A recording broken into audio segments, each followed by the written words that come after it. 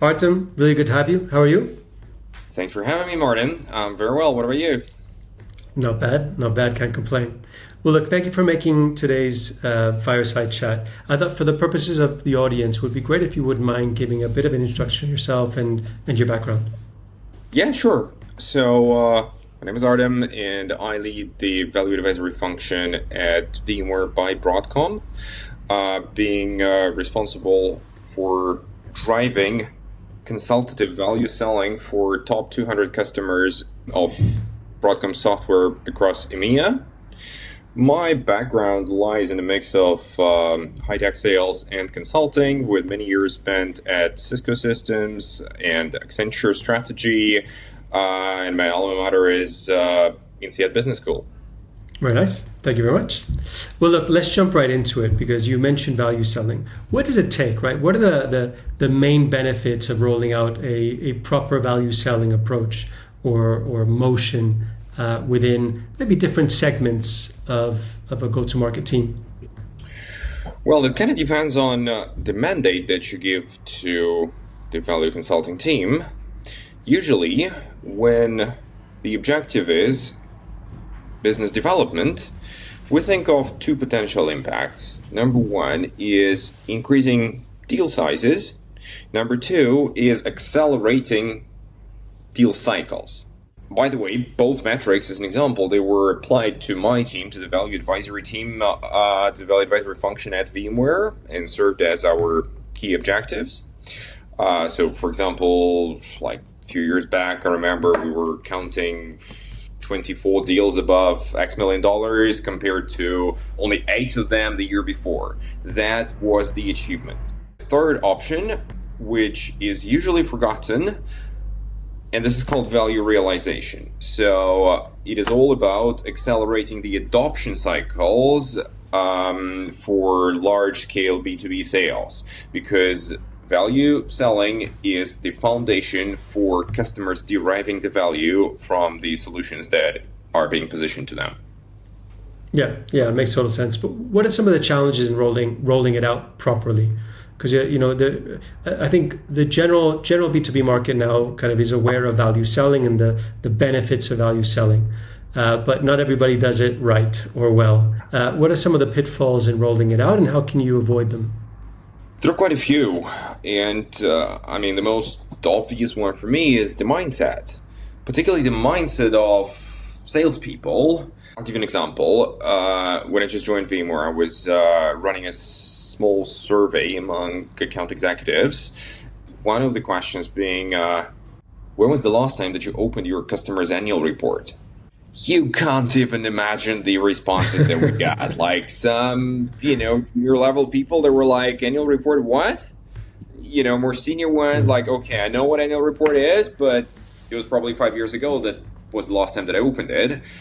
So people, especially salespeople, are usually super focused on hitting their quotas. Yeah. And especially if they have, half-year targets. When pursuing large deals through consultative sales, people very often have to give up their half-year objectives. They have to stop doing piecemeals so that they could close large contracts that usually have 12, 18, 24-month cycles. And that requires a proper governance around strategic pursuits, if you will. Yeah, that makes sense. Yeah, I'm just thinking about, like, you mentioned the annual report piece. Probably not everybody understands where you make the connection between annual report and the value selling. Would be good if you wouldn't mind kind of diving deeper into what can you extract from annual report with the lens of value selling that makes it such an important part of the process. That is interesting because it is essential to understand that the value of a product or a service to a customer is never a function of the product itself. It is actually a derivative of customer priorities. It is a product of customer objectives, if you will. So it actually only matters what is important for your counterpart. So the good starting point to understand what is important for the customer is an annual report. You could figure out a lot of things about their performance last year, their objectives on the digitization or in the innovation field, and what are the priorities that they set up for themselves in IT and non-IT. By the way, it is important that we link our services to helping our customers achieve their business objectives, not just savings or something else, but sometimes we could touch, the top line revenue for our customers, or return to equity, these types of metrics. And we need to have a very good understanding of their performance, their targets, their priorities, so that we could link it up properly to the impact that we bring with our solutions. And a common tool we see used a lot, and we use it as well, is the value pyramid, where it's a very simple 3-layered content, and you can extract for that value pyramid, I guess the initial one, extract information at least partially from that annual report, right? We used to use value pyramids actually as a framework in our organization in order to properly decompose the IT objectives into IT initiatives, into technology objectives, into IT work streams, and then link it back to the capabilities that are necessary in order to make it happen.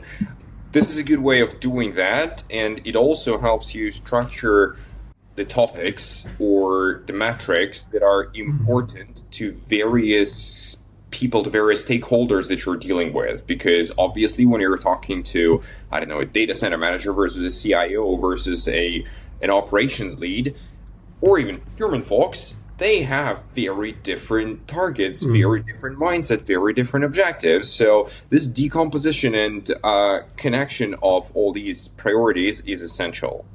Would you do several different value pyramids with different stakeholders within an organization, or is there one? For me, it's a one pyramid, each layer of which would be most relevant to certain types of stakeholders that you're dealing with. So, IT objectives would be the mantra for the CIO. The business objectives would be the one that you could discuss with the COO level, and so on and so forth. The good ones that I've seen from some of the great value sellers are ones that naturally narrate the different components into the value that the organization can give in their sales to that, or to the buyer. That's right? exactly it's the kind objective. It's a great way to really build the narrative from the lens of solving your problem, but focusing on the problem and the initiatives and the challenges that organization has. The ideal outcome of this exercise is a good understanding of what we call value levers and value drivers. So think about it this way. If you really know those metrics, things that we could impact, how we could impact, the only thing that you're left with is you need to make an assumption of by how much you can impact that, from experience, from industry benchmarks, from your imagination. Actually, doesn't matter. And the rest is mechanics. Like, the rest is a simple equation that allows you to quantify the potential impact in order to estimate the return on investment or potential savings or potential uplift for the revenue and so on. But yes, you that sounds awfully a lot like a business case when you get there. It is, but that's one of the products of our work. That's one of the deliverables of the value consulting functions usually. How in tandem with your buyer, your champion, do you build that business case? I'd love to hear. Obviously, we're from a Symbi perspective, we've got our own product, but I would love from the traditional value consulting piece. What point do you start to build out the business case, and how do you then invite and collaborate with your prospect? Well, the starting point, I think we already kind of touched upon with value levers, value drivers that are products of customer priorities, and so on. Then obviously you make your assumptions and hypotheses and build some initial draft calculations, present it to a customer. And then comes a funny piece, because most of salespeople, when they present a business case in front of a customer and hear a customer shouting and saying, bullshit, that's not relevant at all. 58 ROI, what is this? They kind of get scared and run away like, shit, I missed the point, or we came up with something totally irrelevant. And that is actually a great, a good example of a role of a value consultant or a value advisor, because for me, this is not at all a bad thing. Actually, this moment in a meeting with a customer when he screams and says that it's totally irrelevant presents you with a great opportunity to convince your counterpart to open their books, to showcase their real numbers on their current spending, on their objectives, on how much of a change they expect or have experienced in the past, and convince them to sit down together with you and review the hypotheses and assumptions that you've made, and try to build something that makes sense for them, that they could defend internally, that they could use as a justification for a future investment or something else. But it's their tool at the end of the day. You're kind of just helping them build it, right? I obviously had bad examples, but I had good ones when like a C-1 level in a major financial institution here in France were disclosing data that I would even never expect them to disclose. Like I knew salaries of their employees down to a very granular level that allowed us to estimate potential impact, savings, reorganizations, and so on. It also goes to show the level of trust that needs to be built from the perspective of the consultant. The business value consultant probably has a unique role there, because a sales rep can sometimes only go so far, because ultimately their role is selling, and so they have kind of an implied subjective interest in driving the sale. Whereas a consultant, well, of course you still have a vested interest in the sale. You have this kind of role of being on their side of the table. That is right, and that actually comes from my consulting background. There is an expression that consulting cannot be sold; it can only be bought. And that means that's the nature of consultative sales when we build trust. Honestly, trust is the key factor in the success of any engagement, paid or unpaid, sales or non-sales or services whatsoever. Trust is the foundation. You can fail with your project but still succeed if you have trust from a customer, or without it, you may never reach your objectives, even tearing your ass apart. And my final point here is that the only way to build trust with a customer, or actually anyone, for me, and that was one of my coaches and mentors who explained it to me back in my consulting career, the only way to build trust is through caring about what's important to your counterpart. Not showing that you care, not understanding, not, and you should genuinely think and bother and care about what's important for them. That's why, annual report is a great start, but, the story doesn't finish over there. Like, you need to do your homework, understanding what really matters for the company, for your counterpart, for his career, for his life, so that you become really successful with him or herself. And on the other side of that, it's like you said, when you've got a champion that is very forthcoming with information and is really kind of partnering with you to build the business case, it's clear that you're in good shape to land this. Whereas, how often do you qualify out an opportunity when your prospect is not being forthcoming? Even though on paper it all looks like this could be a really good buyer, but they're just not sharing the information. That's actually not only when your customer is not disclosing information, is not cooperative enough, that's only one sign, that's only one example, but there could be many. And that's why in the beginning I said that one of the things that companies really struggle with when deploying value selling at scale is large deal governance. Because the truth is that if you really want to do proper value selling, you need to go through all the stages from uncovering, or we call it value discovery at Broadcom, but from uncovering what's important to through value creation, quantification, defining the art of possible, future states, architectures, you name it, to value realization, helping the customer. I mean, some companies call it customer success, but helping the customer derive value, from what they're investing in, and very often this cycle could take, especially for large deals, like it could take 12, 18, 24 months, and there could be a team of 10 plus working on a project. Let's be honest, salespeople, not all of them are great project managers. But this pre-sales is a project. And I see very often when the RFP is already out and someone is calling you and saying, hey, I need a business case over here, let's do your value selling thing. Sorry, kind of too late.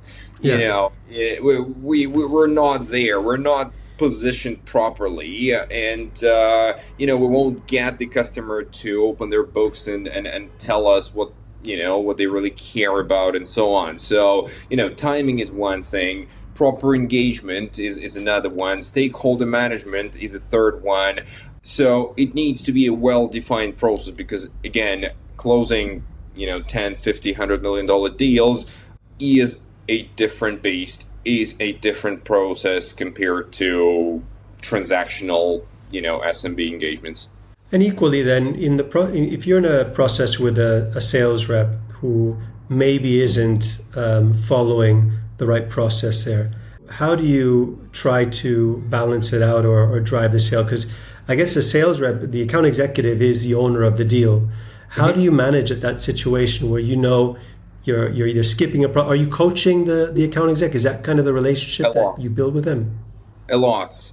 To be honest, that's that also depends on the place or the role that value consulting takes in the organizations. From my experience, I have seen value consulting being part of operations and go-to-market, being part of sales, being part of pre-sales, and engineering. I've experienced all of them. The truth is that if you are aligned to sales, that usually allows for better large deal governance. You can establish, strategic pursuits practice. You could, coach sales executives. You can showcase to them. You can select champions, and so on and so forth. When you're aligned to pre-sales, on the flip side, it helps to integrate better with, to better integrate value modeling with solution architecture. And it's also a powerful mix, by the way, that helps articulating the art of possible kind of end-to-end to your customers. So coaching, one thing, selecting champions and showcasing how a great deal could be done so that you get the others interested is a third one. Obviously, top-down management and getting or mandating certain practices or certain sales management methodologies in the organization is the third one. So yes, but again, depends on your positioning. Yeah, and the culture of each organization may dictate a lot of that result. Speaking, staying on the point of sales account execs and other business value engineers, who is, in your illustrious career in value consulting, who is the best value consultant that you've worked with? It's a good question. I am actually relatively well connected with a network of my peers in other organizations. Among your interviews, I've recently seen Tor Brynne, who I had a pleasure of working together with. He was part of my team. The whiteboard master himself. Exactly, he's a whiteboarding. Mike Wen, I worked together with him at Splunk. Brilliant guy. At Red Hat, Anurag Goyal and Liz Gapster, my peer from INSEAD Business School, they built a really powerful practice at Red Hat. Snowflake was MJ said before, now fresh work building their strategic pursuits practice. Again, and obviously we all know, like many people came from SAP or ServiceNow. These companies, they have very mature value engineering practices as well. Yeah, for sure. No, it's a really, really good list there. And we know quite a few of those individuals, and I couldn't agree more. And so on the other side, we talked a little bit about your relationship with sales reps or account execs. Who are some of the best, or is the best person that you worked with? It's a great question. In order not to offend anyone, I would give an example of Arnaud Champ, who used to be a head of strategic pursuits at VMware globally, who used to be my coach and mentor, and I had the pleasure of working together with him at VMware for like 4 or 5 years. He managed to really change the mindset of salespeople, establish proper strategic sales governance, and drive consultative value selling in the organization at scale. And VMware has a particularly well-greased machine there in value. Yes, and now the company under Broadcom leadership is rotating towards adoption. It's helping our largest customers to realize value from our solutions to the maximum possible extent.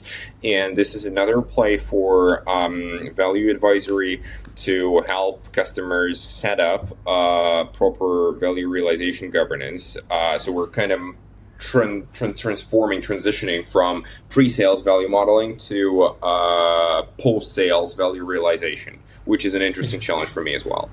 Absolutely, where a lot of the market is going, for sure. That's true. I mean, there is an ideal scenario when all those metrics and KPIs and targets that you build in a pre-sales phase should be transitioned to post-sales, but in reality you have so many obstacles and these functions are quite often pretty much disconnected. Yeah. Plus, there is one more thing. When we say business case, a business case is usually a static picture. Like, you're going to save $300 million in 5 years. It's a hypothesis, right? Exactly. There's no timeline. So in order to help the customer to realize the value, you need to attach a timeline to it. You need to showcase, here are the quick wins. Here's what you're going to achieve in 1 year. By the way, here are the data points that you need to look at and the metrics to analyze to see if you're on track or not. Here are the people, we call them governance buddies, that would help you make any corrective decisions or corrective actions should you be on track or not on track, and so on. So, when working for Accenture, I was setting up the value realization governance for, at Vodafone quite a few years. But again, this is a process that requires some work and investment and proper management. Good. Artem, thank you so much. This was really, really interesting. Really enjoyed it. Thank you, Martin. It was a pleasure talking to you. Enjoy the day. Have a good one. Take care.